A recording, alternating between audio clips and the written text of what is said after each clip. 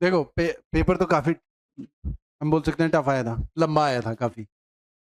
UPSC ने मतलब बिल्कुल ही काफी कुछ पैटर्न बदल बदल दिया। कुछ लोग तो ये बोल रहे थे यूपीएससी को बाहर करना है तो ऐसे ही बाहर कर लो, ऐसा पेपर बेइज्जत करके क्यों बाहर कर रहे हो ऐसा पेपर बना के इतने लंबे लंबे, एथिक्स के केस भी डाल दिए इतने लंबे लंबे, ठीक है, इन्फ्लुएंसेस वाले क्वेश्चंस डाल दिए, इतना लंबा पेपर बना रखा, पूरा एक पेज में एक क्वेश्चन, पूरा रीडिंग ही करते रहो, ठीक है। तो मतलब पेपर कंपैरेटिवली पहले के मुकाबले बिल्कुल काफ़ी कुछ बदल गया था, ठीक है। तो मेरिट क्या पता इस बार कट ऑफ थोड़ा नीचे जाए, हो सकता है। पेपर तो अच्छे लेवल का आया था, ठीक है। तो वही थोड़ा थोड़ा अप्रोच को लेके डिस्कस करेंगे, पूरा ऐसा हम पूरा नॉलेज के हिसाब से एक एक चीज़ ऐसे डिस्कस नहीं करेंगे कि प्रॉब्लम क्या रही, कैसे अटेम्प्ट करने चाहिए थे, वही सारी चीज़ें हम डिस्कस करेंगे, ठीक है। अब जो क्वेश्चन नंबर 1 है, मतलब देखो ज़्यादा तो कई चीज़ों के बारे में मुझे भी इतना आइडिया नहीं है, लेकिन अटेम्प्ट अगर मैं करता या किसी को अटेम्प्ट करना चाहिए था तो किस हिसाब से करना चाहिए था। राग बिलावल, ये तो हिंदुस्तानी म्यूजिक, तो पता नहीं भाई, देखो क्या कौन सा ऑप्शन होगा। तो कई मारना काफ़ी बड़ा सा नाम लग रहा है, क्या पता सही हो तो लोग अलग अलग तरीके से भी सोचते हैं ना ऐसा, कि काफ़ी बड़ा सा नाम लग रहा, अरे तुक्का अगर मारना ही है तो इसको मार के आगे बढ़ जाते हैं, है ना, रिस्क ले लेते हैं इतना। लेकिन देखो नेगेटिव मार्किंग है, काफ़ी रिस्की हो जाता है, ठीक है। क्वेश्चन नंबर 2 में आते हैं। हम केवल अप्रोच के बारे में डिस्कस कर रहे हैं कि क्या अप्रोच होनी चाहिए, क्योंकि बेसिकली अप्रोच क्या होती है, क्योंकि ये केवल नॉलेज का एग्जाम नहीं है, इसमें ना कॉमन सेंस बहुत ज़्यादा अप्लाई करना होता है प्रीलिम्स में। लोग पढ़ते रहते हैं पढ़ते रहते हैं पढ़ते रहते हैं, और कॉमन सेंस की कमी की वजह से क्वेश्चन अटेम्प्ट नहीं कर पाते। कॉमन सेंस मतलब यहाँ पर हमें हमारी अप्रोच क्या होगी, एलिमिनेशन प्रोसेस भी यूज़ करना होता है। एलिमिनेशन प्रोसेस, एलिमिनेशन समझते हैं ना, ऑप्शंस को एलिमिनेट करना, क्योंकि अगर तुम ऑप्शंस को एलिमिनेट नहीं कर रहे हो ना तो तुम टाइम ज़्यादा बर्बाद करोगे। एलिमिनेशन प्रोसेस मतलब कि ये वाला आंसर नहीं हो सकता, ये नहीं हो सकता, ये नहीं हो सकता, बजाय इसके कि ये आंसर होगा, ये भी देखना है कि क्या क्या आंसर नहीं हो सकते, किन किन ऑप्शंस को एलिमिनेट करना है। ये एक अप्रोच रहती है। थोड़ा कॉमन सेंस अप्लाई करना होता है। कुछ क्वेश्चंस ऐसे होंगे तुम्हें बहुत ज़्यादा कुछ पता नहीं होगा, लेकिन तब भी कोशिश करनी है, दिमाग चलाना है कि क्या आंसर हो सकता है, पॉसिबिलिटी क्या बन सकती है आंसर्स की, उस हिसाब से पेपर अटेम्प्ट करना होता है। क्वेश्चन नंबर, हाँ, अब ये मुझे पता नहीं, लेकिन डी हो सकता है, डी की डी है, मतलब काफी बड़ा सा लग रहा ना।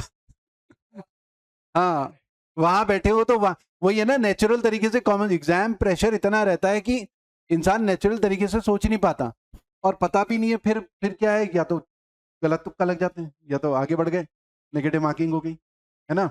हाँ, क्वेश्चन नंबर 2 जैसे ये आया हुआ, आर्टिफिशियली फिक्स्ड रुपी स्टर्लिंग, स्टर्लिंग क्या, पाउंड स्टर्लिंग ब्रिटेन में चलता है, exchange rate prescribe by Hilton young commission. Hilton young commission 1926 में आया था, हमने क्लास में करा हुआ है हिल्टन यंग कमीशन। इसकी रिकमेंडेशन पे reserve bank of India establish हुआ था ना 1934 के एक्ट से, हिल्टन यंग कमीशन, ठीक है। प्रॉब्लम होती थी यहाँ से इंडिया का जो लूट कर पैसा वो इंग्लैंड लेके जाते थे, तो तब एक्सचेंज रेट की प्रॉब्लम होती होगी उनको, है ना। तो हिल्टन यंग कमीशन आया था, फिर उन्होंने बोला था यार ऐसा करते हैं, यहाँ पर आरबीआई बना लेते हैं और वो करेंसी नोट प्रिंट करेगा तो थोड़ा इजी रहेगा, आगे जाके ये भी रिकमेंड करा था बहुत सारी चीज़ों में। तो इसमें देखते हैं क्या मतलब, इसमें हमें हिल्टन यंग कमीशन का थोड़ा बहुत ही पता है, मान लिया कि केवल आरबीआई स्टैब्लिश हुआ था हिल्टन यंग कमीशन, बाकी हमें नहीं पता, लेकिन उसकी रिकमेंडेशन थोड़ा कॉमन सेंस अप्लाई करना है कि क्या हो सकता है। Adding the flow remittances from India, remittances from India मतलब अंग्रेज यहाँ से जो भी लूट कर पैसा इंग्लैंड लेके जा रहे हैं उसके फ्लो को मेंटेन करना, ये हो सकता है हाई पॉसिबिलिटी, क्योंकि लूट के तो लेके जाते ही थे ना, हो सकता है उसको मेंटेन करने के लिए कर रहे हो। In maintaining India's credit worthiness, ठीक है, क्रेडिट वर्दीनेस का मतलब है वो जो लेन देन होता है, क्योंकि फाइनेंस कैपिटल भी थी इंडिया, वो ना फाइनेंस कर रहे थे यहाँ पर बहुत सारे प्रोजेक्ट्स को, बहुत सारे प्रोजेक्ट्स को, मतलब यहाँ पर हमने करा हुआ है कि पता है, इकोनॉमी की क्लास जिन्होंने अटेंड करी होगी उसमें हमने डिस्कस करा है कि period of merchant capital, period of finance capital 1900 के बाद 1947, वो जो 47 साल का पीरियड है, पीरियड ऑफ फाइनेंस कैपिटल बोलते हैं। अंग्रेजों ने ना लॉन्ग टर्म सस्टेनेबिलिटी के लिए यहाँ पर इंफ्रास्ट्रक्चर में पैसा खर्च करना स्टार्ट करा, लेकिन उसको फाइनेंस किया गया इंग्लैंड से, वहां से उधार में यहाँ पर पैसा ले रहे थे और उससे यहाँ का इंफ्रास्ट्रक्चर बिल्ड हो रहा था, और फिर भारत सरकार को ही वो पैसा वापस करना था इंग्लैंड। अब पैसा वापस करने का मतलब है यहाँ का क्रेडिट वर्दिनेस ठीक रहता। क्रेडिट वर्दिनेस का मतलब होता है कि जब हम किसी से पैसा उधार लेकर वापस दे रहे हो तो हमारी क्रेडिट वर्दिनेस ठीक है। तो एक पॉसिबिलिटी है, एक ही, हमें नहीं पता, देखते हैं। Providing support to Indian importers, इतनी तो चिंता नहीं होगी। हाँ, ये थोड़ा इंडियंस के फेवर में ज़्यादा लग रहा, वो अंग्रेजों के फेवर में ज़्यादा लग रहा। हाँ कि नहीं? Encouraging export of cotton, cotton के एक्सपोर्ट को इनकरेज करेंगे, ऐसा भी नहीं होगा। हिल्टन यंग कमीशन मनी से जुड़ा हुआ है, आरबीआई स्टैब्लिश हुआ है मनी के उससे, मतलब इससे, क्योंकि आरबीआई स्टैब्लिश हुआ है ना, मनी के ट्रांजेक्शन से जुड़ा हुआ होगा, वो करेंसी एक्सचेंज उससे जुड़ा हुआ होगा, तो इसीलिए ये ज़्यादा बेहतर लग रहा है। Preventing depreciation of rupee in terms of gold, rupee की डेप्रिसिएशन की तो चिंता नहीं होगी इन टर्म्स ऑफ गोल्ड, ठीक है, क्योंकि हिल्टन यंग कमीशन मनी के एक्सचेंज से जुड़ा हुआ होगा, क्योंकि आरबीआई भी स्टैब्लिश इसी वजह से हुआ था। उससे पहले जो करेंसी नोट प्रिंट होके आ रहे थे, बैंक ऑफ इंग्लैंड से प्रिंट होके आ रहे थे, फिर करेंसी नोट यहीं प्रिंट होने लगे। तो हाई पॉसिबिलिटी, अगर तुक्का मारना है तो ये वाला ए के चांसेस बन रहे हैं। अगर किसी को ये पता हो कि हिल्टन एंड कमीशन की रिकमेंडेशन पे आरबीआई स्टैब्लिश हुआ था, करेंसी नोट फिर आरबीआई प्रिंट करेगा इंडिया में, और क्योंकि उससे पहले ब्रिटेन में तो पाउंड स्टर्लिंग है वहाँ की करेंसी, वहाँ से बैंक ऑफ इंग्लैंड से प्रिंट होकर करेंसी नोट आते थे इंडिया। अगर ये वाली नॉलेज होती तो उसके हिसाब से पता नहीं, एक कॉमन सेंस लगा सकते थे, बहुत ज़्यादा नॉलेज ना भी होते हुए, क्योंकि एग्जाम केवल नॉलेज का नहीं है, कॉमन सेंस का है। क्वेश्चंस को देख के हार नहीं माननी, समझना है कि यार क्या दिमाग चलाएं, कैसा चलाएं, क्या पॉसिबिलिटी, कुछ ऑप्शंस एलिमिनेट हो रहे हैं कि नहीं हो रहे हैं। क्वेश्चन नंबर 3, पाली प्राकृत पता है ना, वैदिक पीरियड में, वैदिक एज के टाइम पे संस्कृत ऑफिशियल लैंग्वेज हुआ करती थी, मतलब संस्कृत पढ़ाई लिखाई, गुरुकुल वगैरह जो भी है, संस्कृत में ही सब कुछ चलता रहा, टेक्स्ट सारे संस्कृत में ही थे। लेकिन जो कॉमन लैंग्वेज आगे जाके हमने देखा पाली या प्राकृत, जैसे बुद्धिज्म जो है, बुद्धिस्ट टेक्स्ट ज्यादातर पाली में है, और जैनिज्म शायद प्राकृत में। वो कॉमन लैंग्वेज है जो लोगों को समझ आती थी, और संस्कृत लोगों को समझ नहीं आती थी, स्कॉलर्स यूज करते थे, तो कॉमन जनता को संस्कृत समझने में प्रॉब्लम होती थी, इसीलिए बुद्धिज्म और जैनिज्म भी फैला पाली या प्राकृत में। तो जब कॉमन लोग होते थे तो उसके हिसाब से कुछ है, Pali text contain the first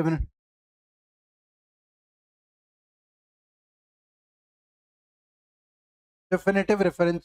बताओ भाई, रेफरेंसेस हो सकते हैं, पॉसिबिलिटी तो है, क्योंकि आम जनता यूज करती थी ना, वो जनरल सा स्टेटमेंट लग रहा है, पॉसिबिलिटी है इसकी काफी, है ना। लिटरेरी एविडेंस में Pali text corroborative archaeological evidence, punchmark coin, ये बहुत पॉसिबिलिटी है, ये जनरल से स्टेटमेंट है, पाली लैंग्वेज आम जनता यूज करती थी। तो जब आम जनता यूज करती थी, कॉइन में भी आम जनता वाली लैंग्वेज तो होगी संस्कृत के बजाय। हाँ, पता नहीं, पॉसिबिलिटी है दोनों का। स्टेट में has been associated emergence of, अच्छा अब ये थोड़ी पूछा है इन्होंने, तो कुछ और पूछ रहे। ओहो, चलो दोनों, दोनों ये सही है, लेकिन पूछ कुछ और रहे हैं वो। Above statements have been associated with which of the following, emergence of urban life, हाँ हो सकता है कि कॉइन्स यूज कर रहे हैं, है ना। पता है, इनको सही मान के, इन स्टेटमेंट्स को सही मानो, ये नहीं बताना कि ये सही है गलत है, मेनली ये बताने हैं। अब ये कॉमन सेंस वाला हो गया, नॉलेज का नहीं हो गया। हाँ, अब वो रिलेवेंट नहीं है कि पाली उसमें कॉइन में है कि नहीं है, वो रिलेवेंट नहीं है, वो कुछ और पूछ रहे। मेरे को लगा वो पूछ रहे होंगे फर्स्ट सेकंड। यूपीएससी ऐसे ही तो खेल खेल रहा है, तो इसमें अब ये स्टेटमेंट इनसे एसोसिएटेड है, इमरजेंस ऑफ अर्बन लाइफ हो सकता है, क्योंकि जब कॉइन्स में यूज होने लगे तो अर्बनाइजेशन भी तो होगा, कॉइन्स वगैरह यूज हो रहे हैं तो सिटी में ज्यादा चलन होता है, रूरल एरिया में तो ज्यादा बार्टर सिस्टम चलता होगा। तो पॉसिबिलिटी है ना, ये शो करता होगा ट्रांजिशन मनी इकोनॉमी होगा, क्योंकि भाई कॉइन्स, पंचमार्क कॉइन्स हैं वो सब।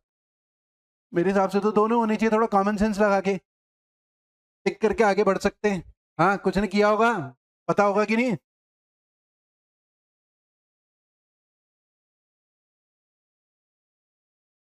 ओहो,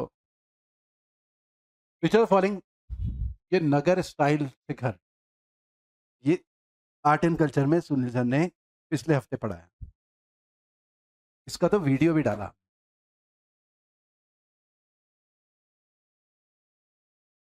दिखा देते हैं सबूत के तौर पे।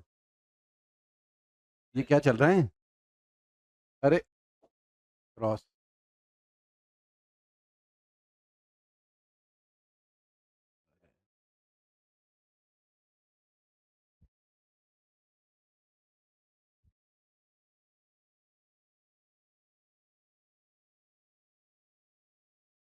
वीडियो भी डाला इसका, कितने दिन, 3 दिन पहले। ठीक है, वो भी दो दो डाले। आर्किटेक्चर नगरा स्टाइल, नगरा आर्किटेक्ट, 3 दिन पहले हम की क्लास में आर्ट एंड कल्चर का पार्ट है।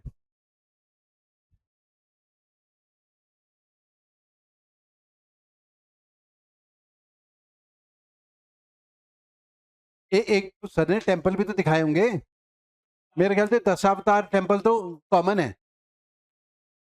हाँ, लेकिन अब अच्छा, अब देखो मुझे केवल ये पता है, तीसरा तीसरा मुझे पता है, लेकिन पहला ऑप्शन तो एलिमिनेट हो गया बस। बाकी अब बाकियों को देखना पड़ेगा नॉलेज वगैरह कितना पढ़ा है तुमने। तीसरे का तो मुझे कंफर्म है, 3 और 4 है, 2 और 3 है। अच्छा, यूपीएससी का वो आ गया, कीज आ जाएगी। अच्छा, ठीक।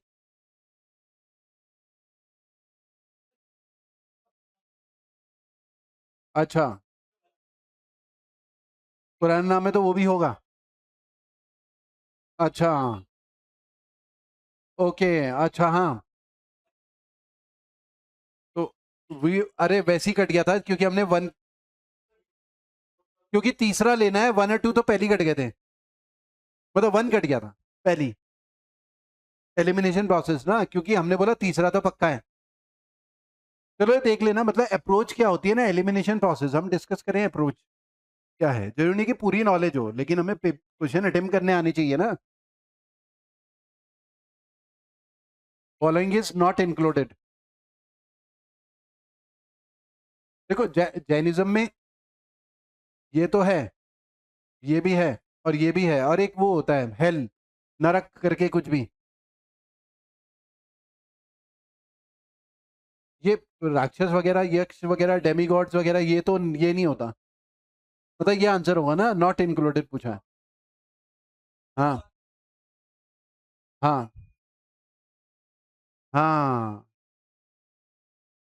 जैनिज्म में मनुष्य, एनिमल, प्लांट्स, देव गॉड्स, और कुछ नरक, ये डेमीगॉड्स वगैरह इसमें मेंशन नहीं है, 4 कैटेगरी हैं।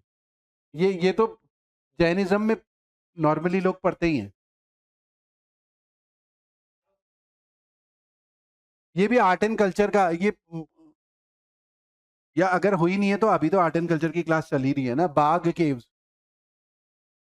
कराया होगा सर ने, आर्ट एंड कल्चर में बाग केव्स, क्योंकि अब ये केव्स वगैरह चल रहा था, फिर टेम्पल्स वगैरह सर कर रहे थे आजकल ही, पिछले हफ्ते। बाग केव्स कहाँ पर है, बाग केव्स मत, ए वाला जो है स्पूक का, नहीं डिपिक्शन, वो ये नहीं बोल रहे कि वो बोल रहे डिपिक्शन, मतलब केव में बना दिया कि कैलाश पर्वत शिव पार्वती, डिपिक्शन, मतलब चांसेस कम है ऐसे ही के। हाँ हाँ हाँ, एलोरा बाग केव्स में नहीं होंगे। हाँ, हम्म।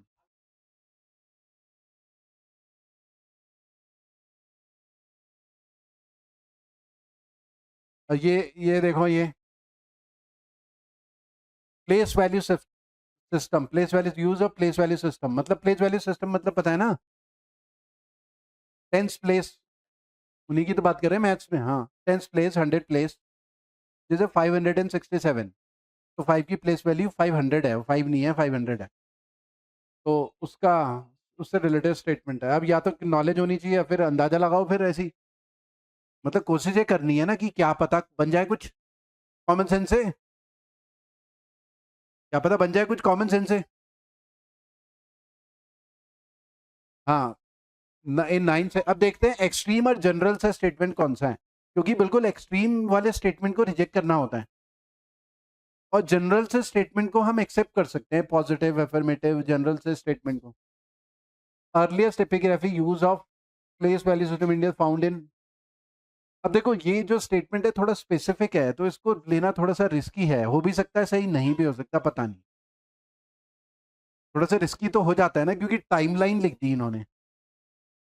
हाँ, दूसरा वाला 9th century place value become general inscriptions all over India, तो हो सकता है ये 9th century तो काफी आगे, क्योंकि देखो आर्यभट्ट वगैरह वो सब सिस्टम तो स्टार्ट हो गया था ना, डेसिमल सिस्टम, तो हो सकता है नाइन, ये थोड़ा जनरल सा है।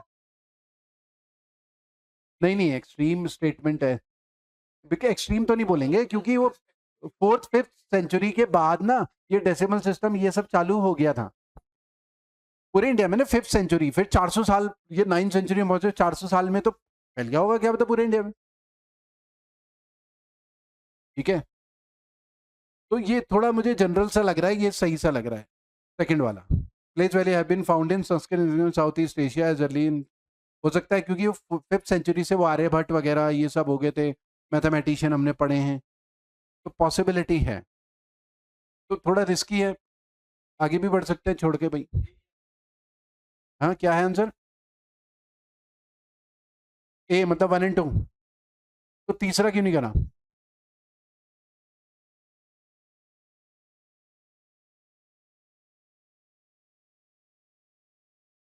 नहीं, संस्कृत इंस्क्रिप्शंस की बात कर रहे हैं ना साउथ ईस्ट एशिया में, तो हो सकता है संस्कृत इंस्क्रिप्शंस में भी मिला हो ना 7th सेंचुरी में। हाँ, थोड़ा कॉन्ट्राडिक्टरी लग रही ना प्लेट्स। हाँ ठीक है, हो सकता है, हाँ थोड़ा। पहला तीसरा साथ में नहीं लेना, मतलब तुम ये कह रहे हो, यही तो कह रहे हो कि कॉन्ट्राडिक्टरी हो रही, पहला तीसरा साथ में नहीं लेना। डी मतलब सारे सही। हाँ, हो सकता है सारे सही है। ये अरे कितने बड़े बड़े क्वेश्चन है, बताओ। वो अलग दे दिया, आप फिर बोले कि ये पढ़ने के बाद अब ये बताओ और फिर इनमें ही बताओ कि कौन सा सही है। There is a wide occurrence of spindle walls in the houses but absence of spinning. Spinning wheels क्या होती है? जो कपड़े होते हैं ना, जैसे गोल चक्र है, मतलब व्हील है, और व्हील घूमती है, वो अपने आप जो धागे हैं वो कपड़े टेक्सटाइल में यूज हो रहा है अपने आप। और स्पिंडल वॉल का मतलब होता है वो इस टाइप का होगा, वो व्हील नहीं होगी, फिर उसमें क्या है, उसको यूं यूं करके मैनुअल तरीके से चलाना पड़ता है, उससे क्या है तागा घूमता है, अटकता है, या वो ऐसे ऐसे वो बने हुए रहते हैं कुछ स्पिंडल, यूं यूं करके तागा यूं यूं लिपटता जाता है और कपड़े वो होते रहते हैं स्पिंडल। ठीक है, वो व्हील नहीं होती गोल गोल, स्पिंडल वो, तो उसके बारे में बोल रहे हैं कि बहुत सारे थे ऐसे, व्हील ना होकर spindle wall. Weight and measurement skills complete with graduation have been discovered. अच्छा, ये भी बोल रहे हैं there are houses built in large part of baked bricks, spacious corridor with their own wells, bathing platform and large rooms. अच्छा, घर बने हुए हैं जिनमें मतलब गलत गुलत नहीं, वो ये इन तीनों को क्या बोल रहे हैं, ये तीनों सही हैं, स्टेटमेंट तीनों सही हैं। अब उसके इन्फ्रेंस बोल रहे हैं कि which are the following inferences can be drawn from the above statement. इसमें नॉलेज का टेस्ट नहीं हो रहा, फिर ये एप्टीट्यूड है, मतलब तुम्हारा वो है कॉमन सेंस कितना अप्लाई कर रहे हो, इनके हिसाब से तुम ये इन्फ्रेंस निकाल सकते हो कि नहीं।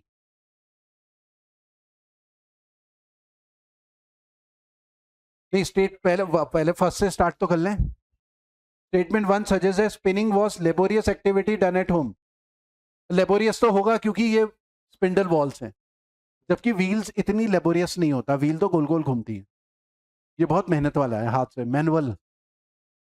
तो ये स्टेटमेंट 1 सजेस्ट कर रहा है कि बहुत मेहनत वाला काम है, तो ये देखो इसके लिए नॉलेज थोड़ी चाहिए,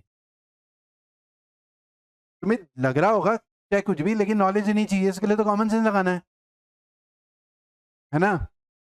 statement 2 suggest the extent of scientific knowledge. Scientific, हाँ, क्योंकि वेट और मेजरमेंट का स्टैंडर्ड जो होता है ना, 1 किलो 2 किलो 500 ग्राम, वो साइंटिफिक हो गया। तो ये दूसरा वाला भी सजेस्ट दिख रहा है, सही।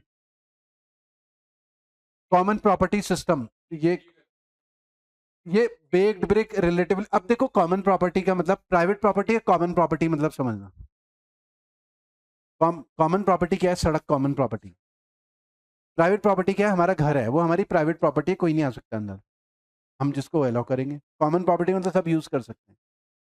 तो ये वाला जो घर है ना, ये क्योंकि हाउस की बात कर रहे हैं, तो ये प्राइवेट प्रॉपर्टी की बात हो रही है, और यहां पर ये कॉमन प्रॉपर्टी वर्ड यूज हो रहा है। तो लेकिन ग्रेड बात की तो बात ही नहीं कर रहे हैं। नहीं नहीं नहीं, ये क्या बोला? There are houses build in large part, घर बने हुए हैं, बिग ब्रिक्स हैं, relatively spacious courtyard and their own wells. अब घरों के अपने कुएं हैं, अपने नहाने के प्लेटफॉर्म हैं, बड़े बड़े कमरे हैं घरों के। अब कोई घर है तो प्राइवेट प्रॉपर्टी है, इससे यही इन्फ्लुएंस निकलता है प्राइवेट प्रॉपर्टी का। वो वाली नॉलेज की बात नहीं कर रहे, वो बोल रहे ये जो लिखा हुआ है इससे मतलब निकालो तुम मोहनजोदारो में मत जाओ। हाँ, यूपीएससी ये कह रहा है मोहनजोदारो और उसमें मत जाओ, हड़प्पा में। यूपीएससी कह रहा है इसका मतलब निकालो तुम, ये जो हमने लिख के दिया है तुम्हें। तो नॉलेज का टेस्ट नहीं है ना ये तुम्हारा एनालिटिकल स्किल्स का टेस्ट है, तुम्हें चीजें कितनी समझ में आ रही हैं। क्या? हाँ, बात समझ आएगी नहीं? तो इसमें कोई नॉलेज का टेस्ट तो मेरे ख्याल से तो ये होना चाहिए 1 and 2। हाँ, और देखते हैं। विच ऑफ फॉलोइंग अरे, बारडोली सत्याग्रह की बात करें, एक मोमेंट। बारडोली सत्याग्रह तो नॉर्मली सुना ही होगा, गुजरात में हुआ था, सरदार पटेल, 1927-28 की बात होगी। और ये किस चीज के लिए हुआ था? लगान, ज्यादातर लगान मतलब रेवेन्यू बढ़ा देते हैं ना, उसके लिए हुआ था ये। ठीक है, लैंड टैक्स। तो सबसे पहले ये देखेंगे जिसके बारे में तुम्हें पता है वो वाले स्टेटमेंट कौन से एलिमिनेट हो सकते हैं। टाइम बच जाएगा ना अगर कोई एलिमिनेट हो पा रहा है तो। ये पहले बारडोली सत्याग्रह देखते हैं कि क्या लिखा है इन्होंने। बारडोली, एका को छोड़ो, एका तो हमें नहीं पता, मान लिया, पता नहीं बारडोली के बारे में और क्या लिखा है। लैंडलेस लेबर नहीं, ये वाला इतना, ये तो सही लग रहा है, ये इतना तो सही दिख रहा है। ये जो है ना बारडोली सत्याग्रह मूवमेंट, ये वाला तो गलत हो गया, ये इसका नहीं कह सकते हम, ये नहीं पता। सौराष्ट्र, ये भी गलत हो गया, सौराष्ट्र गुजरात में हो रखा वो तो बी या डी तो वैसे ही रिजेक्ट हो गए ना। हाँ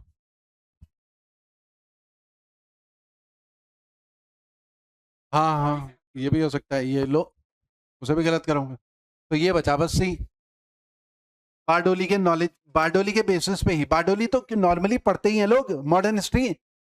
एक आध पता होगा कि क्या पता, एका भी पढ़ा हो। अच्छा, एका भी पढ़ा है। बारडोली नॉर्मली लोग पढ़ा हुआ होगा, तो उसके बेसिस पे आंसर मार्क कर दिया, बारडोली सत्याग्रह। सौराष्ट्र महाराष्ट्र वाला रीजन, ना, महाराष्ट्र वाले रीजन में आता है प्रेजेंट का सौराष्ट्र।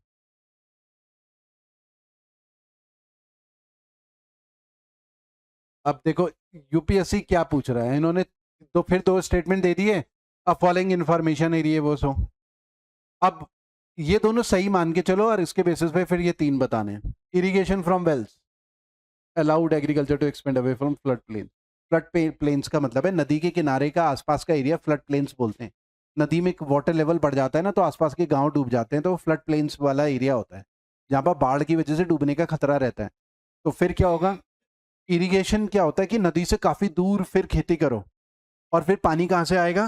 कुएं से पानी निकालना है, कुएं से पानी निकालना है। ठीक है, फ्लम flood strips on river margin into the present Punjab and Haryana.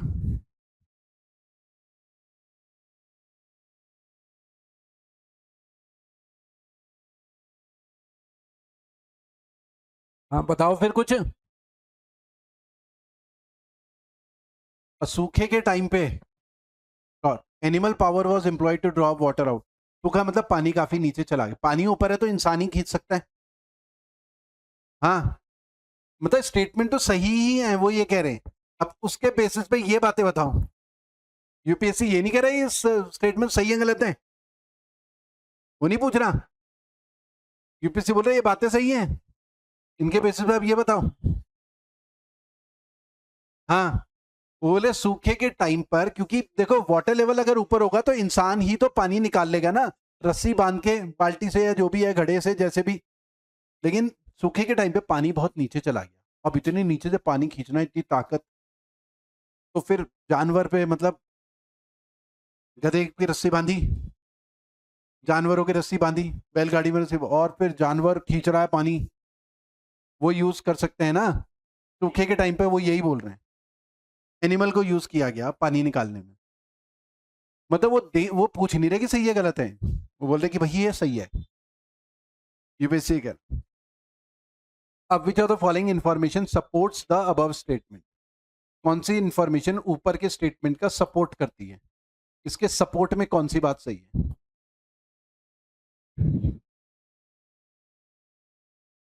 देखो क्योंकि बात कर रहे हैं ना पानी निकालने की कुओं से, एविडेंस ऋग्वेद ऑफ अस्म चक्र स्टोन पुली wheel.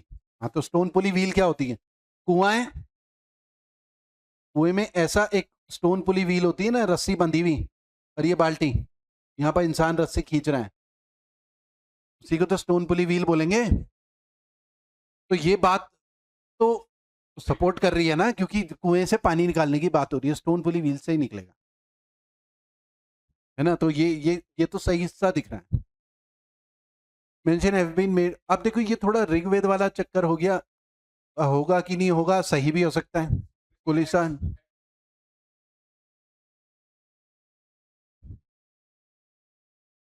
Implements like पारशु, कुलिशा, x, x मतलब यहां पर क्या होगा, कुलाड़ी।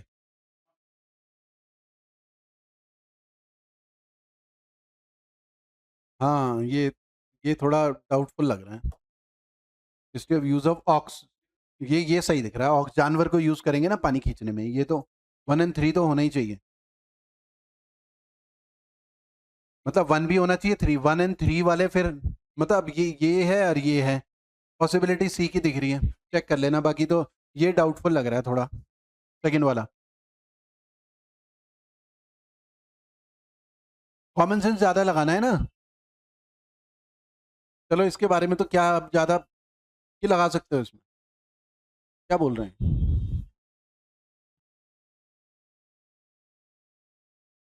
बताओ। देखो 11 वाला थोड़ा कॉमन सेंस की बात ज्यादा करेंगे, नॉलेज की कम।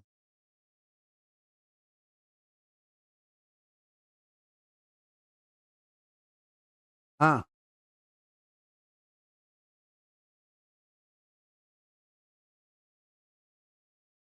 बताओ ये बोल क्या रहे हैं। वैसे यमुना नदी कहाँ, गंगा और यमुना प्रयागराज में मिलती है, वो गंगा यमुना गंगा का ही पार्ट बन जाती है ना। और वो बोल रहे या तो Yamuna, Indus river, Indus river तो पता ही है, इंडस में सतलज, रावी, ब्यास, झेलम, चिनाब, वो सब इंडस रिवर सिस्टम का पार्ट है। वो तो जम्मू कश्मीर और ये पंजाब वाले हिस्से से फिर पाकिस्तान में इंटर कर जाती है। तो बोल रहे कि यमुना जो है गंगा का ट्रिब्यूटरी नहीं थी, कभी इंडस की ट्रिब्यूटरी थी। और सतलज भी, या सतलज भी यमुना में मिलती थी पहले, सतलज भी यमुना में मिलती थी पहले, ठीक है, वो ये कह रहे हैं। अब मतलब कुछ ना कुछ तो हुआ है कि वो गंगा की तरफ शिफ्ट हो गए हैं, या गंगा से, गंगा यमुना जो है इंडस की तरफ जाती थी, वो गंगा की तरफ आ गई, या सतलज गंगा में मिलती थी, यमुना में मिलती थी, फिर वो इंडस में चली गई, ऐसा कुछ चेंज हो गया, ज्योग्राफी चेंज हो गई। ज्योग्राफी कैसे चेंज होती है, क्योंकि जब प्लेट टेक्टोनिक प्लेट्स मूव करती है ना, तो पहाड़ बन जाते हैं, नए नए पहाड़ क्रिएट होते हैं धीरे धीरे। और जब पहाड़ क्रिएट, हिमालय क्योंकि यंग माउंटेन्स हैं, जब पहाड़ क्रिएट होते हैं तो नदी अपना कोर्स बदल लेती है। अब नदी पहले ऐसे बह रही थी और बीच में पहाड़ जनरेट हो गया, तो नदी तो अपना रास्ता बदल लेगी ना फिर, हजारों सालों में। हाँ, ठीक है, तो नदी अपना रास्ता बदल लेगी। तो अब ऐसा ही कुछ ये बोल रहे हैं, तो following are the basis of above assertion. वो ये दिया हुआ है, वो ये पूछ नहीं रहे हैं, ये वो पूछ नहीं रहे हैं वो कि ये सही है कि गलत है, वो बोल रहे हैं ऐसा है, कुछ तो हुआ है, और बोले उसके बेसिस पे बताओ कि ऐसा एसर्ट, एसर्ट करने का मतलब समझते हो कि जब हम कोई बात फोर्सफुली कहते हैं, कि कौन सी बात हम फोर्सफुली कह सकते हैं, एसर्ट कर सकते हैं, ठीक है। नादी सुक्ता ऑफ ऋग्वेद, उसके बेसिस पे तो एसर्ट नहीं कर पाएंगे। एक्सप्लोरेशन ऑफ सतलज की खुदाई करके और यमुना की खुदाई करके, तो खुदाई करके कैसे पता चलेगा कि जियोलॉजी कैसे चेंज हुई? वो तो पूरा टेक्टोनिक प्लेट्स के मूवमेंट को समझना पड़ेगा। एक्सप्लोरेशन ही, कुछ एविडेंसेस क्या पता मिल जाए, हो सकता है। प्रेजेंस ऑफ सेम, देखो ये डॉल्फिन्स तो हैं, इंडस में भी गंगा में डॉल्फिन्स हैं, सेम स्पीसीज, क्योंकि एक ही डीएनए की डॉल्फिन्स अगर गंगा में भी हैं और उधर इंडस में भी हैं, अब डॉल्फिन ऐसा तो है नहीं हेलीकॉप्टर पकड़ के इंडस में गई होंगी। हाँ, सेम अगर डीएनए स्पीसीज की डॉल्फिन इंडस में भी है और गंगा में भी है, तो इसका मतलब कभी ना कभी वो नदियां एक रही होंगी, जुड़ी हुई रही होंगी, इंडस सिस्टम और गंगा सिस्टम, क्योंकि सेम डॉल्फिन्स गंगा में भी हैं और उसी स्पीसीज की डॉल्फिन्स वहां पर हैं। ये वाले एविडेंसेस मिले हुए हैं, ये वाले मतलब तीसरा वाला तो पक्का है, अब बाकियों का देखते हैं फिर। अब तीसरे के साथ तुम्हें कुछ और लेना है तो ऐसा कोई ऑप्शन तो है नहीं, ये तुम्हारा डाउटफुल था, लेकिन ऑप्शन तो कुछ है नहीं ना ऐसा, ऑप्शन तो कुछ है नहीं है तीसरे के साथ।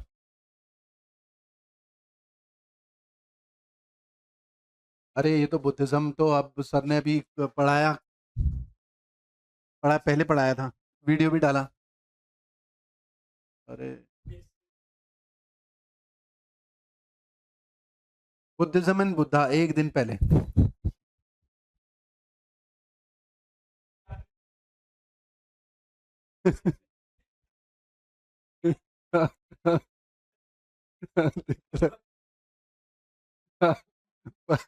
बुद्धिज्म एंड बुद्धा,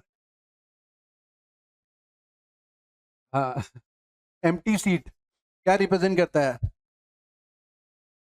हाँ, बुद्धा की एम्प्टी सीट है, वो मेडिटेशन करता है। और जो वो होते हैं बुद्धा के जो खड़ाऊ टाइप के जो भी हैं, वो ये मूवमेंट कि बुद्धा भारत भ्रमण कर रहा है और अपने सरमन दे रहा है, उसको रिप्रेजेंट करता है। और जो बोधि ट्री बना हुआ होता है ना, बोधि ट्री, वो ना इनलाइटनमेंट, वो निर्वाण की प्राप्ति हो गई बुद्धा को, मतलब ट्रू नॉलेज मिल गई उसे, बोलते हैं बोधि ट्री जो बना हुआ है, इनलाइटनमेंट को शो करता है, क्योंकि बोधि ट्री के नीचे ही बुद्धा को ट्रू नॉलेज मिली थी, निर्वाण।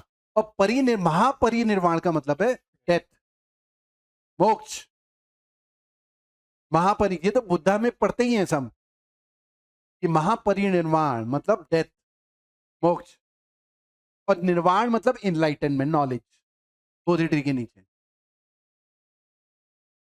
तो ये एम्प्टी सीट है ना, एम्प्टी सीट का मतलब है बुद्धा मेडिटेशन कर रहे हैं। हाँ,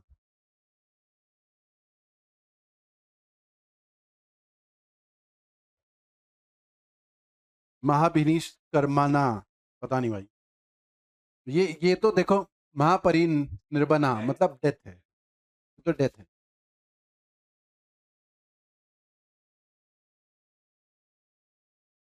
क्या। और ये देखो, ये जो है ना, pair of ancient modern reverse, ये उसमें क्या बोलते हैं, एंशियंट हिस्ट्री में लोग पढ़ते हैं। हाँ, तो उसमें पढ़ते हैं, एंशियंट हिस्ट्री का पार्ट है, सर लिखवाते हैं ये।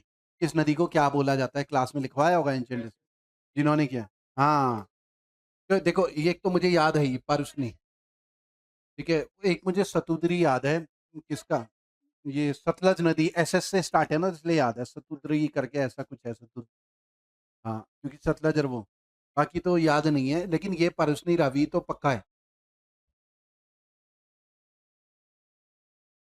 थ्री थ्री तो पक्का है, थ्री तो पक्का है, तो ये तो कट गए।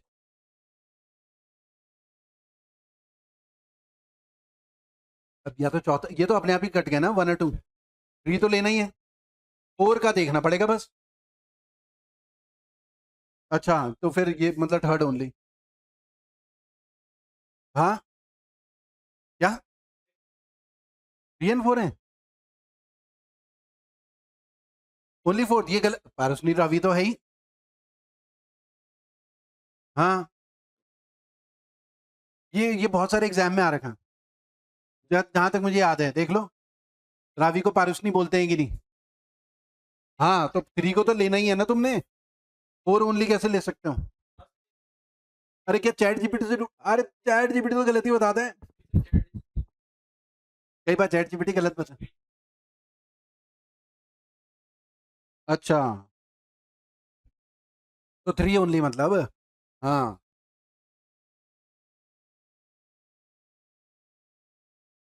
अमरावती तो आंध्र प्रदेश में है ना? भाई ये थोड़ी लोकेशन बताओ ना, और वहां पर कृष्णा गोदावरी बेसिन है, तो इसके तो ठीक होने के चांस है, lower Krishna. It was next only to Sanchi Stupa in size, ये तो थोड़ा डेटा होगा।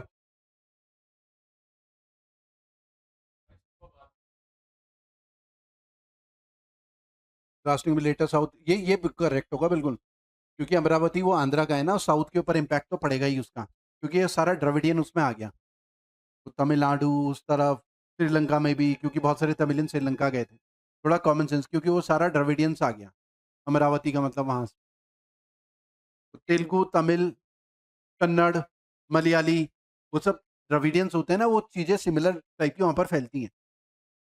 तो देखो 1 और 3 के तो चांस हैं, 1 और 3, और या मतलब या तो ये होगा, अब या तो ये होगा,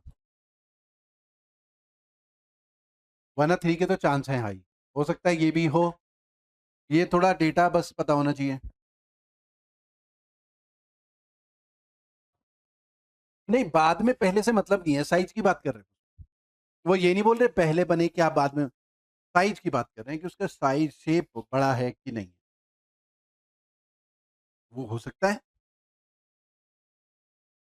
सांची स्तूप तो सबसे बड़ा है, सांची स्तूप तो सबसे बड़ा है, वो तो मेरे ख्याल से ठीक है बिल्कुल।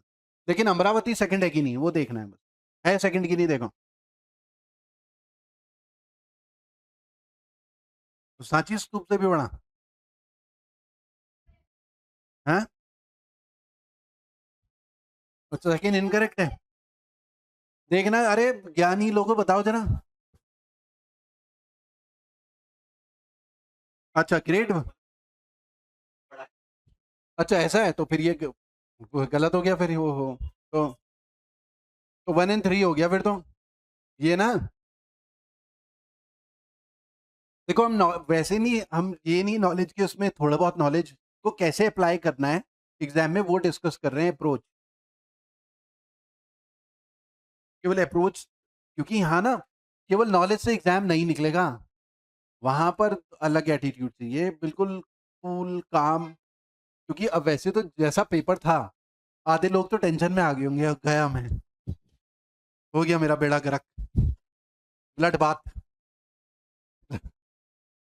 ब्लड बात बोलते थे, शेयर मार्केट क्रैश, तो वहां लगता है ब्लड बात हो गया, तो हो गया मेरा काम, ना हम तो साल मेहनत करी और क्या आ गया यहाँ तो, 50 तो सही होनी चाहिए, तो मतलब 50% ही तो सही करने हैं ना, 100 में से 50 सही करने हैं, सारे तो सही होने इम्पॉसिबल है, हर कोई नहीं कर सकता भाई, हर किसी के बस का तो नहीं है सारे सही करना।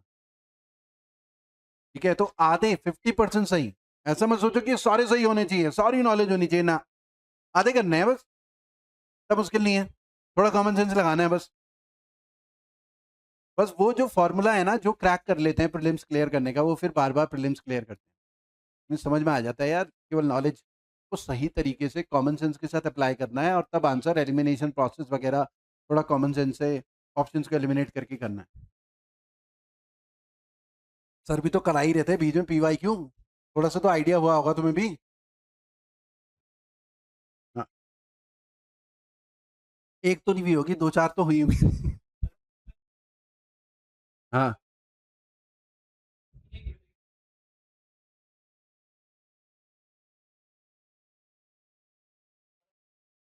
ओहो,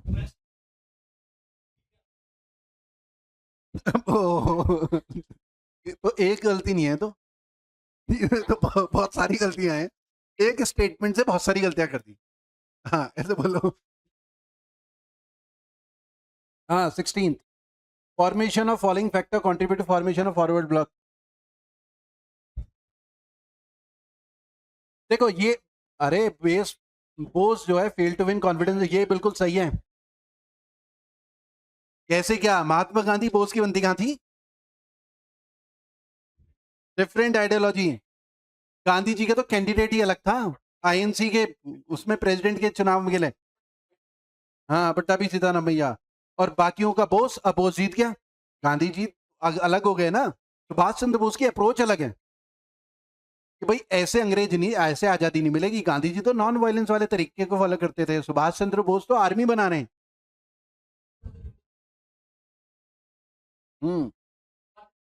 Bose fail to win the confidence of Mahatma Gandhi, बिल्कुल करेक्ट है। महात्मा गांधी का कॉन्फिडेंस तो जीत ही नहीं पाए बोस। बोस इसीलिए तो साइडलाइन में है। तो ये तो करेक्ट है। कांग्रेस लेफ्ट वॉज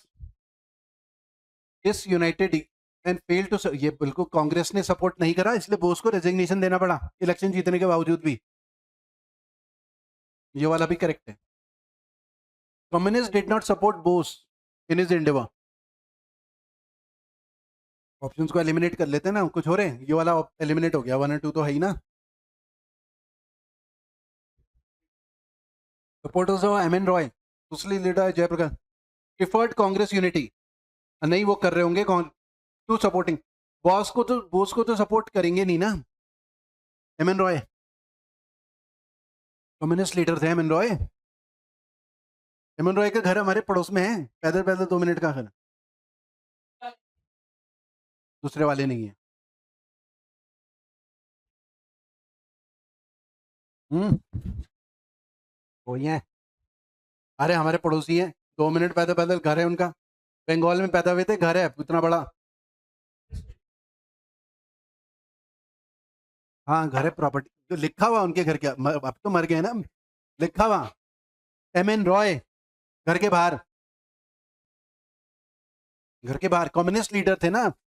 यूएस भी गए, वहां रशिया भी गए, अलग अलग जगह मिलके आए। तो मैक्सिको की कम्युनिस्ट पार्टी भी बनाई थी इन्होंने, एम एन रॉय ने। हमारे घर के पड़ोस में रहते हैं, बताओ। हाँ। अब पूछूंगा अगर मिल जाए वो। अच्छा लगा होगा उन्हें देहरादून। उन्हें लगा होगा ममगाई जी के घर के पास ही घर पर। ठीक है, अच्छा लगा होगा। ठीक है, काफी बड़ी सी प्रॉपर्टी है, पुरानी सी प्रॉपर्टी है। एम एन रॉय लिखा हुआ है, कम्युनिस्ट लीडर थे। एम एन रॉय और बाकी लीडर्स ये चाहते थे कि कांग्रेस कांग्रेस डिवाइडेड थी ना, कुछ लोग बोस को सपोर्ट करते थे, कुछ गांधी को सपोर्ट करते थे। तो ये चाहते थे कि कांग्रेस ना बोस को साइडलाइन करे और यूनाइटेड रहे, आपस में बिखरे ना, सब एक हो जाएं। तो बोस को मजबूरी में रेजिग्नेशन देना पड़ा। तो कम्युनिस्ट तो बोस को तो सपोर्ट नहीं करेंगे, कम्युनिस्ट, ये भी करेक्ट होना चाहिए। एम एन रॉय बोस को सपोर्ट नहीं करेंगे क्योंकि अलग तरीके हैं ना बोस, सुभाष चंद्र बोस के। तो 1 2 3 भी होना ही चाहिए। तो 1 2 3, तो ऑल 4 भी हैं। तो 1 2 3 ये, लेकिन ये क्या गलत होगा फिर? हाँ ये हो सकता है गलत हो फिर। 1 2 and 4 भी है। Communist did not support Bose in his Endeavour. तो 1 2 3 होना चाहिए मेरे हिसाब से। तो थोड़ा हिस्ट्री का नॉलेज हो तो लॉजिकली एम एन रॉय क्या सोचते थे, सुभाष चंद्र बोस और गांधी जी का डिफरेंस बताओ। किसी ने ये हिस्ट्री थोड़ा बहुत ही पढ़ाओ तो कॉमन सेंस लगा सकते हैं। क्या बन रहा है देखो आंसर। 1 2 4 मतलब थर्ड वाला गलत आ रहा। Communist did not support Bose, support करा था उन्होंने।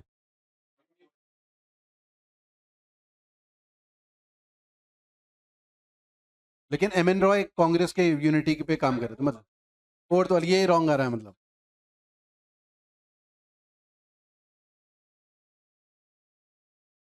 हाँ कम्युनिस्ट, अच्छा ये बड़ा वर्ड हो गया। एम एन रॉय तो अगेंस्ट थे, इतना मुझे पता है। एम एन रॉय तो अगेंस्ट थे, इतना मुझे पता है, सुभाष चंद्र बोस। हाँ हाँ कम्युनिस्ट क्योंकि ज्यादा ब्रॉडर वर्ड हो गया ना, हो सकता है कुछ सपोर्ट करते हो, तो इसलिए थर्ड वाला चला जाएगा। अब ये तो देखो, ये तो थोड़ा वो वाला हो गया, देखना पड़ेगा। Summary made in 18 swimming day Talukdar were outside. ये तो देख, अब ये तो हिस्ट्री से जुड़ी हुई चीजें होगी। हाँ ये 18 वाला क्योंकि अभी पॉलिटी वगैरह में पढ़ा था हमने। Montek Chelmsford reforms 1919 government of India act. ये तो बता ही सकते हो। 18 वाला 1919 के एक्ट में गवर्नमेंट ऑफ इंडिया एक्ट था।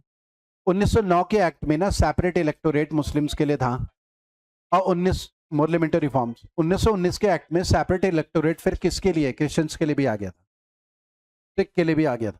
Separate electorate, divide and rule हमने क्लियरली डिस्कस करा था कि बांटो और राज करो। वो अंग्रेज नहीं चाहते थे कि इंडिया का जो फ्रीडम स्ट्रगल है वो यूनाइटेड रहे। बांटो और राज करो, जातियों में बांट दो, धर्म में बांट दो, ये सब उनकी पॉलिसी थी।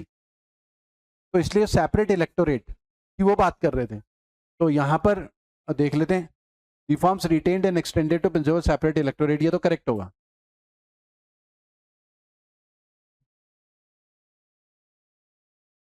Separate electorate was suppose to counter Indian nationalism which was growing stronger, ये करेक्ट है बिल्कुल, ये हमने बात करी थी। Deprived class rallied around us, देखो सेपरेट इलेक्टोरेट के, अगर हम जो है मुस्लिम्स को सेपरेट इलेक्टोरेट दे रहे हैं तो कई लोग तो अगेंस्ट होंगे, लेकिन मुस्लिम्स फेवर में होंगे क्योंकि उन्हें तो उनका रिप्रेजेंटेशन मिल रहा ना। अगर सेपरेट इलेक्टोरेट सिख को देंगे, सिख तो फेवर में ही होंगे, उन्हें तो मिल रहा। वो क्यों बोलेंगे नहीं नहीं हमें मत दो, बोलेंगे हमें दो जब दे रहे हो तो वो रैली तो करेंगे ही ना, वो फेवर में आ जाएंगे। सिख क्रिश्चियन भी फेवर में आ जाएंगे, हाँ बहुत बढ़िया, सेपरेट इलेक्टोरेट दे रहे हो तो ये वाला भी करेक्ट है। Deprived class rallied around favours inherent in separate electorate, ये भी होना चाहिए, है ना। है ना, ये 1 2 1 2 1 2 है तो ये तो वैसे ही चला गया था, अब ये होना चाहिए शायद।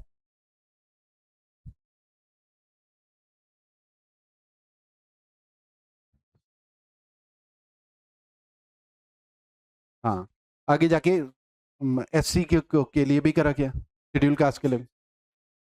हाँ मुस्लिम्स के लिए नहीं, मेरे हिसाब से तो ये तीनों तीनों, ये 17 के बजाय इसमें ये भी, अब ये नॉलेज वाला है थोड़ा। Famous classic in Karnataka represented the, अब थोड़ा ये एरिया के हिसाब से देख लेते हैं ना। कर्नाटका के ये कौन से घराने को, अब कर्नाटका के पास, ये तो सभी कर्नाटका से दूर हैं। ग्वालियर पास पड़ रहा। हाँ, कर्नाटका के पास सबसे कौन सा पड़ रहा। अरे मध्य प्रदेश नहीं पड़ेगा पास में, ये भी पड़ सकता है, जयपुर अटरौली, क्या आंसर है इसका। हाँ तो मतलब देखो पॉसिबिलिटी, आगरा थोड़ा दूर हो गया कर्नाटका से, है ना। ये पटियाला भी थोड़ा दूर हो गया, इन दोनों में से देख लेते हैं। हाँ आ तो रही है, हाँ उधर से आ रही है, इधर से आ रही है। एग्जॉस्ट जला दो जरा।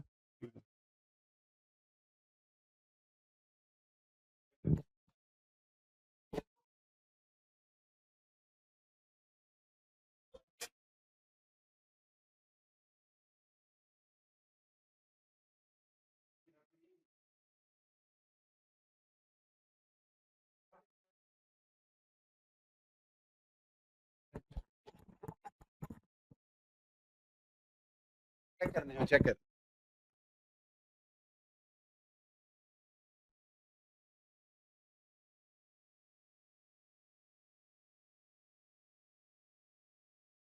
ये जा रही, पीछे ज्यादा आ रही है।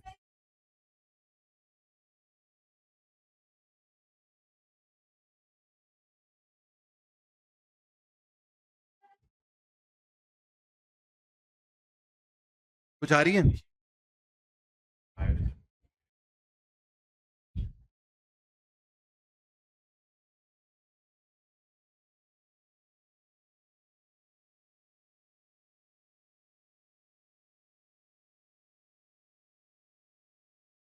चलो देख, कनेक्शन भी पुअर टाइप का दिखा रहा हूँ पर क्या। अच्छा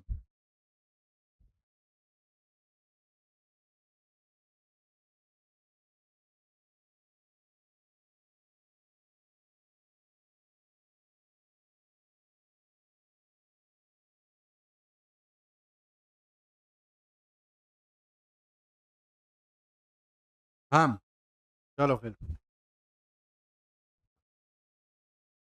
पास वैसे आंसर किया, मतलब पॉसिबिलिटी जो मुझे लग रहा है बी या डी में से एक होनी चाहिए, मतलब थोड़ा कॉमन सेंस लगाए हैं वैसे। क्या है आंसर वैसे? डी है, ओके। मतलब देखो कॉमन सेंस वाला ज्यादा हो गया थोड़ा। क्षेत्र पत्नी, एक्स डज द टर्म क्षेत्र पत्नी। अब इसमें देखो थोड़ा कॉमन सेंस लगाएं। अर्थशास्त्र कौटिल्य का, चाणक्य, उसमें होगा, पता नहीं, हो भी सकता नहीं भी हो सकता। ऋग्वेद में तो नहीं होगा, क्योंकि इसमें तो वो है, हिम मंत्र वगैरह है, शायद उसमें तो नहीं होगा। क्योंकि क्षेत्र पत्नी तो ये रेवेन्यू से जुड़ा हो गया ना, लैंड रेवेन्यू वगैरह। वैसे ये भी पॉसिबिलिटी है, और अथर्ववेद में भी हो सकता है।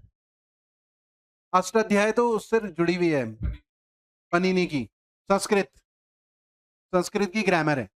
तो वो भी नहीं होगा क्षेत्र पत्नी, ये भी नहीं होगा। मतलब या तो अथर्ववेद, अथर्ववेद में क्योंकि डेली जो कामकाज की चीजें है ना वो है, ऋग्वेद, सामवेद, यजुर्वेद, अथर्ववेद में। तो इन दोनों में से किसी एक में हो सकता है। थोड़ी थोड़ी नॉलेज होना तो एक आइडिया लग जाता है कि कौन से ऑप्शन हो सकते हैं।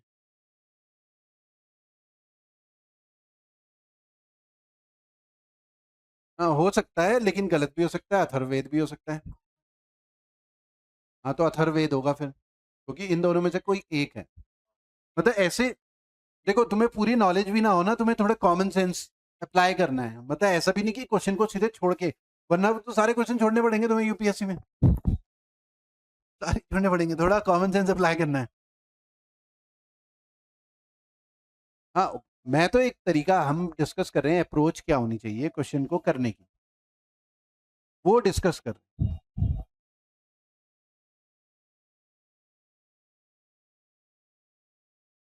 हाँ हो सकता है, हो सकता है। ये एक तो ये देखना, लॉन्ग टर्म वगैरह काफी बड़ा सा क्वेश्चन हो गया। स्टेटमेंट वन एम्पिरिकली सपोर्टेड, ये तीनों को सही मानना है, और रिलेशनशिप स्टैब्लिश करना है तीनों में। ये इनको चेक नहीं करना कि ये ट्रू है फॉल्स है, ये तीनों ट्रू है। है ना? कहीं पढ़ते हुए अप्रोच क्या होगी तुम्हारी, क्वेश्चन एग्जाम में देख रहे हो और तुम दिमाग में सोच रहे हो सही है गलत है, दिमाग चला रहे हो, टाइम बर्बाद कर रहे हो। यूपीएससी कह रहा है तीनों सही है, तुम ये बताओ इनके बीच का रिलेशन। ठीक है,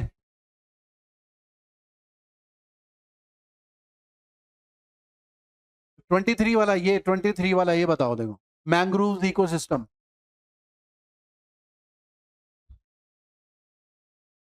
मैंग्रोव्स पता है ना? मैंग्रोव्स क्या होते हैं? टाइडल फॉरेस्ट होता है। ठीक है, जो कोस्टल एरिया है ना, जो कोस्टल एरिया है, ये समुद्र है, टाइड्स आती हैं, और यहाँ पर झाड़ वगैरह होती है, यहाँ पर पानी अंदर घुसता है। ठीक है, कोस्टल एरिया का फॉरेस्ट होता है। ठीक है, झाड़, और ये सेलाइन वाटर में ही होता है। यहाँ पर खेती तो हो नहीं पाएगी, क्योंकि पानी में नमक है, समुद्र के पानी में पीने लायक पोर्टेबल वाटर तो होता नहीं समुद्र का पानी। ठीक है, अब ये जो मैंग्रोव्स हैं ये प्रोटेक्ट करता है। ये हम ना उसमें भी डिजास्टर मैनेजमेंट जब हमने पढ़ा था तो उसमें हमने किया हुआ है, डिजास्टर मैनेजमेंट में, कि जो मैंग्रोव्स है ना, अगर क्या आ जाए सुनामी, तो मैंग्रोव्स क्या है, एक प्रोटेक्टिव वॉल की तरह होते हैं। सुनामी को रोक देगा मैंग्रोव, कोस्टल फॉरेस्ट, सुनामी वहीं पर गिर के डेड हो जाएंगी।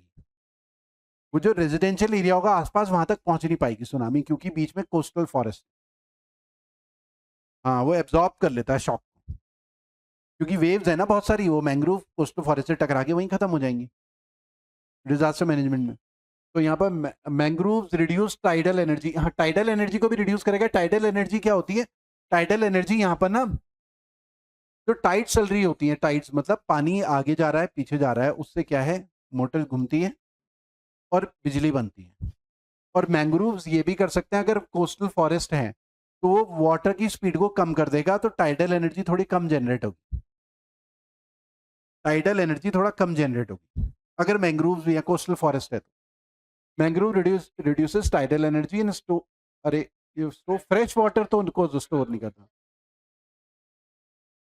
फ्रेश वाटर कहाँ से आएगा? वो तो नमक वाला पानी है, पीने लायक थोड़ी है वो पानी। अब हाँ, ब्रैकिश वाटर हम बोलते हैं जिसमें हल्का नमक हो, है ना। ये तो सैलाइन बहुत सारा नमक होगा उसमें, पूरा ही saline. Their salt sensitive roots filter seawater making mangroves key to converting coastal land into fresh water. तो होता ही नहीं है वो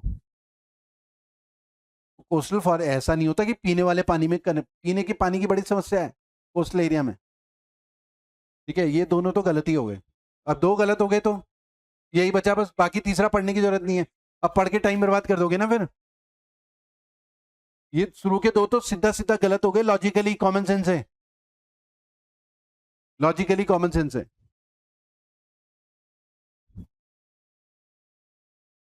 तो ये तो हमने करंट अफेयर्स में कई बार करा है।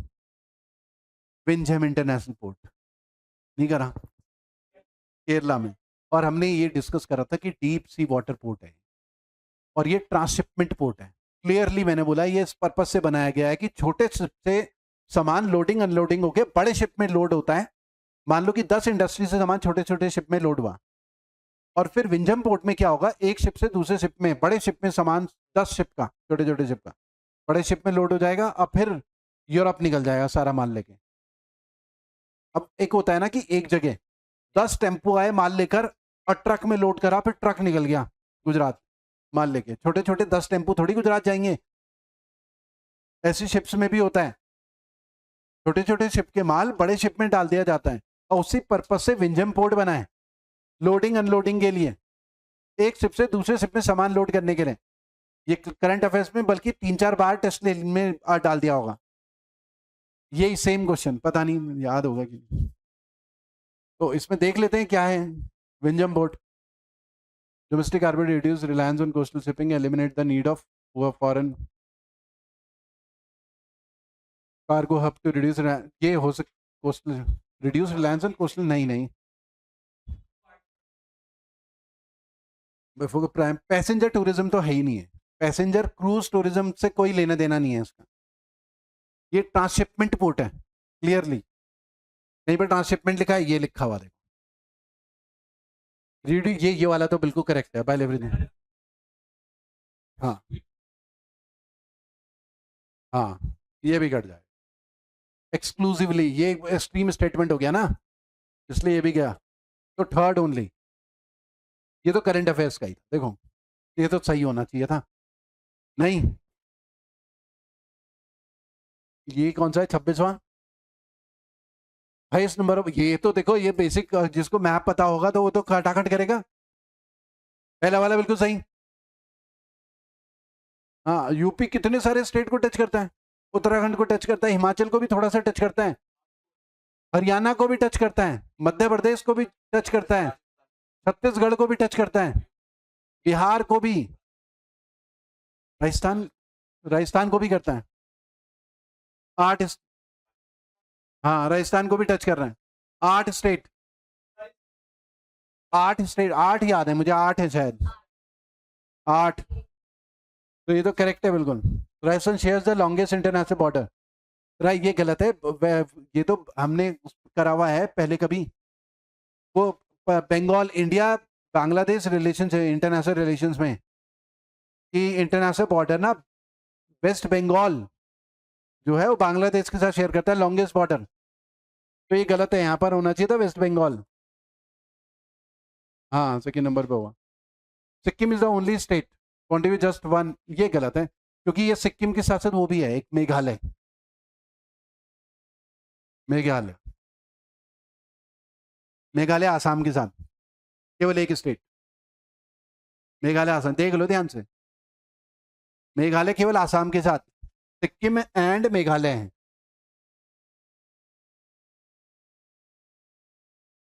सिक्किम एंड मेघालय 2 स्टेट हैं। हाँ, इसलिए गलत हो गया ना, ये ओनली फिर एक्सट्रीम हो गया ना, तो फिर डाउटफुल हो जाता है यार, दूसरा तो नहीं है कोई, दूसरा तो नहीं है कोई, वो डाउटफुल हो जाता है। तो ये वन ओनली,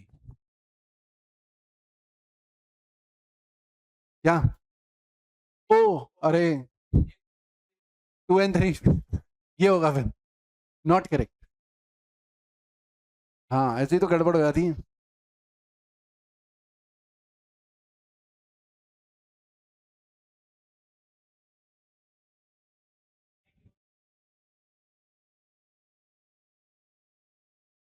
और कुछ देखे क्वालिटी के कुछ क्वेश्चंस आगे।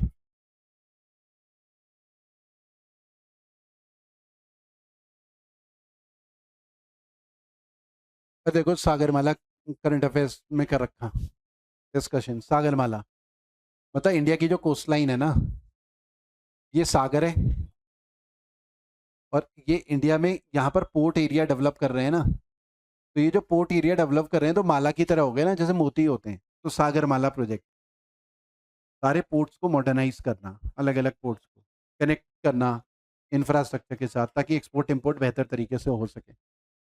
Six to achieve port led economic growth, ये बिल्कुल ठीक है। बिल्कुल सागरमाला हमने करंट अफेयर्स में कर रखा, बहुत जनरल सा स्टेटमेंट है, पर्पस तो है ही सागरमाला का, पोर्ट का डेवलपमेंट, एक्सपोर्ट इंपोर्ट हो ज़्यादा से ज़्यादा। Reflecting significant growth of coastal inland waterways shipping along with improved. हाँ। ओ अच्छा, सही तीन है, ओहो, हमें तो कुछ और बताना है। Statement two, validate effectiveness of strategy envisioned in statement one. हाँ करेक्ट है, करेक्ट है। ऑब्जेक्टिव आत्मनिर्भर, हाँ बिल्कुल करेक्ट है, आत्मनिर्भर, ये भी करेक्ट है। ये कॉन्ट्राडिक्ट तो नहीं होगा, कॉन्ट्राडिक्ट नहीं होगा, वन इन टू होगा। तो कोई और देखते हैं थोड़ा सिंपल सा, क्वालिटी वालिटी का देख लेते हैं।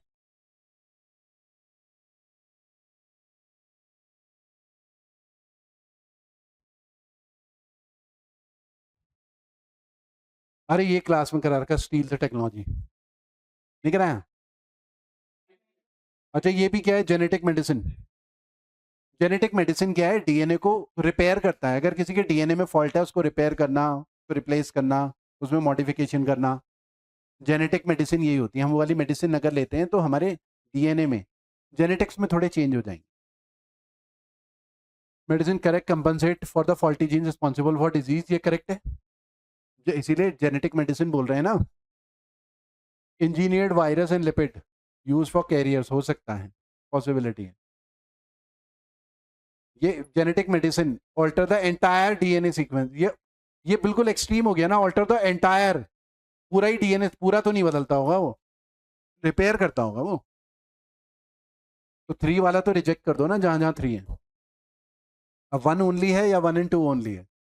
अब उसको जेनेटिक मेडिसिन कैसे हमारी बॉडी में जाएगी, तो हो सकता है वायरसेस के थ्रू, इंजीनियर्ड वायरसेस के थ्रू जाए, तो पॉसिबिलिटी है इसकी भी। हाँ इसमें आते हैं, चलो स्टील्थ टेक्नोलॉजीज। अब हमारा वो जनरेशन 5 के हम फाइटर एयरक्राफ्ट बना रहे हैं ना, स्टील्थ टेक्नोलॉजी का मतलब है कि रडार उसे इंटरसेप्ट नहीं कर पाएगा। रेडियो वेव, अगर हमारा फाइटर जा रहा है तो पाकिस्तान की तरफ से रेडियो वेव या चाइना की तरफ से रेडियो वेव्स क्या होंगी, वो इंटरसेप्ट कर लेंगे हमारे फाइटर को। लेकिन स्टील्थ फाइटर क्या होता है कि पाकिस्तान चाइना की तरफ से अगर रेडियो वेव्स आ रही हैं, वो एब्जॉर्ब कर लेगा रेडियो वेव्स को, उसे बोलते हैं स्टील्थ। तो जनरेशन 5 की जो फाइटर होते हैं वो स्टील्थ टेक्नोलॉजी होते हैं, वो ज्यादातर रेडियो वेव्स को एब्जॉर्ब कर लेते हैं, बहुत ही कम रिफ्लेक्ट हो रही होती है, वो डिस्ट्रीब्यूट करेंगे ही नहीं रेडियो वेव्स को, इलेक्ट्रोमैग्नेटिक वेव्स को। ये डिफेंस टेक्नोलॉजी में का पार्ट है। Stealth object have very small radar cross section are coated with radar absorbing material, ये बिल्कुल करेक्ट है, ये क्लास में कई बार करा हुआ डिस्कस, डिफेंस टेक्नोलॉजी में करा हुआ।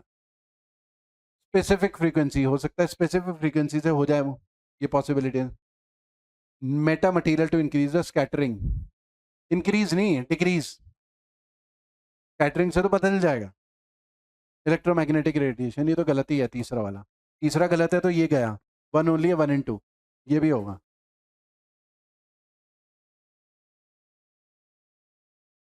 ब्लैक बॉक्स, ब्लैक बॉक्स पता है ना, कोई प्लेन या फाइटर अगर क्रैश हो जाए, प्लेन या फाइटर क्रैश हो जाए, तो फिर क्रैश किस वजह से हुआ, कॉकपिट के अंदर क्या हुआ, क्या क्या एरोप्लेन या हेलीकॉप्टर में हुआ, वो रिकॉर्ड हो जाता है, data recorder, flight data recorder रहता है। और मान लो समुद्र में भी गिर गया, वो ब्लैक बॉक्स को सर्च किया, ब्लैक बॉक्स का कलर कौन सा होता है, ऑरेंज, ठीक है, नाम उसका ब्लैक बॉक्स है, कलर उसका ऑरेंज होता है, ठीक है। उसे ब्लैक बॉक्स इसलिए बोलते हैं क्योंकि डेटा सेव हो जाता है, फिर क्रैश हो रखा है, मतलब आग लगी प्लेन में, क्रैश हो, फिर उसमें से ब्लैक बॉक्स निकाला जाता है, फिर उसमें डेटा एक्सट्रैक्ट किया जाता है कि लास्ट टाइम पे क्या बातें हुई पायलट के बीच में, और क्या क्या प्रॉब्लम आई उस समय, क्या ऑपरेशन में चल रहा था प्लेन में, रीजन ढूंढा जाता है क्रैश होने का, ठीक है, वो एनालाइज किया जाता है। मॉडर्न एयरक्राफ्ट लाइट तो नहीं छोड़ते, लाइट ही नहीं छोड़ते वो। रेड लाइट थोड़ी छोड़ेंगे, समुद्र के अंदर लाइट छोड़ने में लगे हुए। नहीं, रेड लाइट के बदले वो बल्कि वो होंगी अल्ट्रासोनिक वेव्स होती है, उसको छोड़ सकते हैं, लाइट तो नहीं छोड़ेंगे। ये तो होगा टू वाला। क्यों? अच्छा वन ही गलत है तो ये गया, हाँ बस। तो टू एंड थ्री पढ़ने की जरूरत ही नहीं है। लाइट, रेड लाइट तो नहीं छोड़ते हो। ग्रीन हाइड्रोजन क्लास में कराया था, टेस्ट में भी दिया था, और टफ क्वेश्चन दे दिया था बल्कि टेस्ट में। पूरा मैंने एक फ्लो बनाया था, ग्रीन हाइड्रोजन, ब्लू हाइड्रोजन, और ये ग्रीन हाइड्रोजन बताया था वाटर के इलेक्ट्रोलाइसिस से। वाटर के इलेक्ट्रोलाइसिस, H2O वाटर होता है, हाइड्रोजन और ऑक्सीजन को अलग किया जाता है इलेक्ट्रोलाइसिस प्रोसेस के थ्रू। हाइड्रोजन अलग कर दिया, ऑक्सीजन अलग हो जाती है, फिर उसे फ्यूल की तरह यूज किया जाता है ग्रीन हाइड्रोजन। ग्रीन हाइड्रोजन की गाड़ियां भी, और ये हाइड्रोजन वाली गाड़ी क्लास में कराया। तो इसमें ग्रीन हाइड्रोजन बोल रहे हैं ना, करेक्ट। ये इलेक्ट्रो, ये तो पक्का करेक्ट है, सेकंड वाला ये तो गया। एम्स टू अबेटमेंट ऑफ, ये भी होगा two and three, two and three, ये करेक्ट।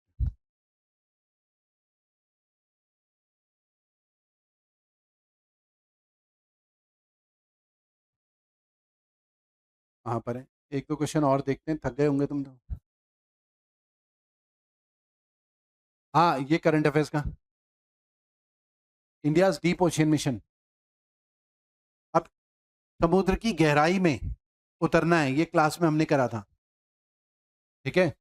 अब मत्स्य 6000 उस उसका नाम है, सबमर्सिबल, जो कि समुद्र मतलब वो उसकी तरह हो गया ना, गाड़ी की मतलब एक ऐसा शिप जो अंदर पूरा उस समुद्र के अंदर तक जाएगा, व्हीकल, सबमर्सिबल। और ये 6000 हमने डिस्कस करा था कि 6 किलोमीटर है, इसका मतलब 6000 मीटर, 6000 मीटर अंदर तक जाएगा, मतलब समुद्र के अंदर 6 किलोमीटर अंदर तक 3 लोगों को भेजा जाएगा। और ये जैसे समुद्र के अंदर 3 लोगों को भेजा जा रहा है 6 किलोमीटर तक, ऐसी गगनयान भी है, उसमें भी 3 लोगों को भेजा जा रहा है, क्लास में करा हुआ। और एक क्लास में कराया हुआ कि 3 लोगों को भेजा जाएगा समुद्र के अंदर, करंट अफेयर्स के टेस्ट में। और प्रोजेक्ट का नाम समुद्रयान है, गाड़ी का नाम जो व्हीकल है जो जाएगा उसको मत्स्य 6000 बोल रहे हैं, क्योंकि 6 किलोमीटर अंदर तक जाएगा वो, डीप ओशियन मिशन है। उससे फायदा क्या होगा कि अंदर कुछ ना कुछ मिलेगा, मेरीन लाइफ, मिनरल्स वगैरह कुछ ना कुछ मिलेगा।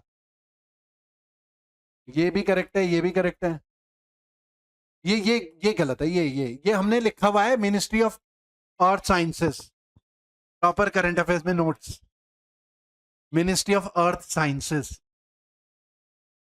कर देखना जरा नोट्स घर में, करंट अफेयर्स के, तो टू एंड थ्री, ये तो अरे एथिक्स का है कि क्या ये क्वेश्चन है कि मजाक है?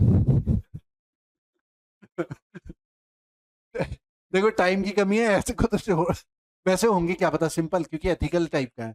अब इसमें क्या है कि हमारी एनालिटिकल स्किल्स, हमारा कॉम्प्रिहेंजन कितना अच्छा है, डिपेंड करता है।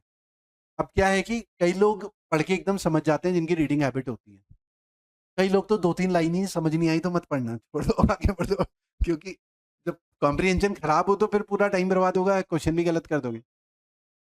रीडिंग हैबिट तो अच्छी होनी चाहिए, ठीक है। तो काफी बड़े बड़े एथिक्स ये वाले केस डाल दिए इन्होंने, यूपीएससी थोड़ा अलग ही तरीके से चल रहा। तुम तो बोल रहे 47 से है, कहाँ है पॉलिटी है? ये आ तो गया है 55।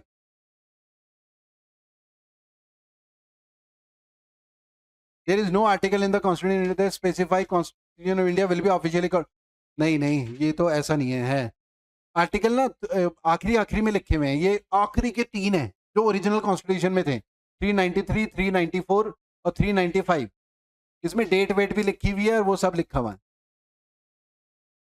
393, 394, क्योंकि ओरिजिनल कॉन्स्टिट्यूशन में 395 आर्टिकल थे ना, तो आखिरी आखिरी में लिखे हुए हैं कॉन्स्टिट्यूशन ऑफ इंडिया। तो ये तो नहीं, ये मतलब नो आर्टिकल मतलब गलत हो गया ना, ये गलत हो गया ना, मतलब नो आर्टिकल बोल रहे हैं, आर्टिकल है तो ये बात गलत हो गई। There is a article in the, ऐसा होना चाहिए, नो आर्टिकल, कोई आर्टिकल नहीं। ये भी गलत है, ये भी इन्हीं में लिखे हुए हैं ये सब। ये भी लिखा हुआ है इन्हीं में लास्ट में ही, ये भी मतलब गलत हो गया। नो आर्टिकल बोल रहे हैं ना सब में, आर्टिकल हैं सब में।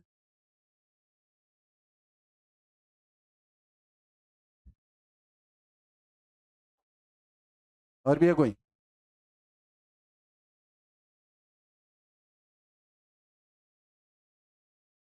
Provision regarding administration SC scheduled SC. हाँ, ये तो देखो, ये तो पॉलिटी का पार्ट है, ये तो साफ गलती हो गया, ये पांचवा लिखा हुआ ना, छठा है, छठा सिक्स शेड्यूल में ये होगा, कुछ ना कुछ ट्राइब्स को एग्जाम्प्ट किया हुआ हो। ये तो है ही, वेमेन को एस सी एस टी, ये तो रिजर्वेशन है ही हमारे देश।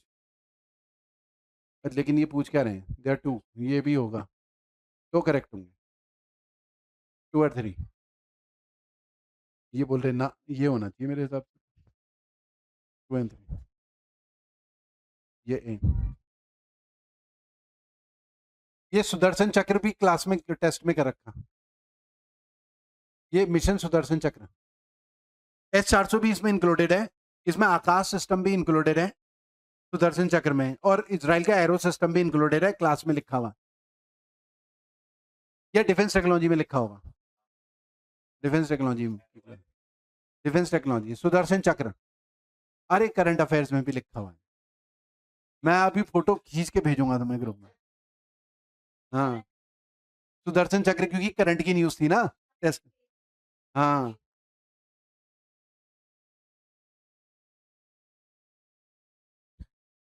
Enhance India air defence ballistic missile system, ये करेक्ट ही लग रहे हैं ये तो बिल्कुल। क्या? हाँ चलो, थक गए तुम, बस हो गया, ठीक है, तो आज इतना ही करते हैं।